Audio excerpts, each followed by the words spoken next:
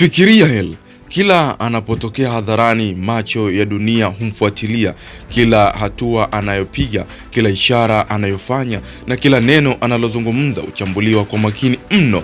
Lakini kuna jambo moja dogo ambalo limekuwa likiwashangaza watu wengi kwa miaka mingi.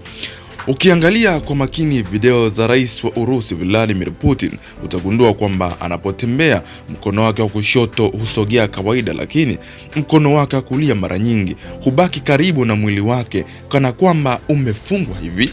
Swali ni je, kwa nini? Je, ni tatizo la kiafya? Je, ni jeraha la zamani? Au kuna siri kubwa zaidi nyuma ya jambo hilo?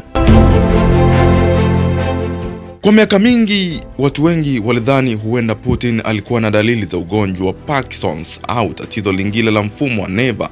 Nadharia hizo zilienea sana ulimwenguni, hasa kutokana na video zake nyingi kusambaa mitandaoni. Lakini wataalamu walipochunguza kwa undani zaidi, waligundua kuwa kuna jambo la kushangaza. Jibu linaweza kuwa linatokana na maisha ya Putin kabla hajawa rais. Kabla ya kuingia kwenye siasa, Putin alikuwa afisa wa KGB, shirika la ujasusi la Umoja wa Kisovieti ambalo linahofiwa sana duniani kwa wakati wa vita baridi.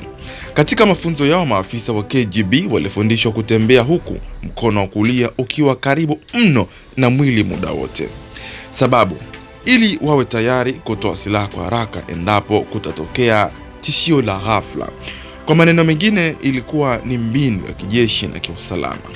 Wataalamu waliobaini hali hiyo waliita mtindo huu wa kutembea kama gunslinger's gait, yani mwendo wa mtu ambaye yuko tayari kufikia silaha yake kwa sekunde yoyote ile. Lakini cha kuvutia zaidi ni kuwa si Putin ambaye ndo mtu pekee alionekana kuwa na tabia hiyo.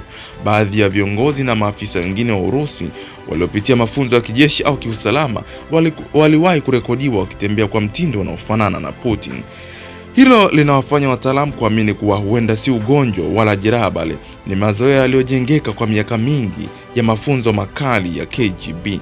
Hadi leo Putin hajawahi kutoa maelezo rasmi kuhusu jambo hilo. Na hivyo siri ya mkono wake wa kulia inaendelea kuwa moja ya mambo madogo lakini yanayovutia zaidi kuhusu mmoja wa viongozi wenye ushawishi mkubwa zaidi ulimwenguni.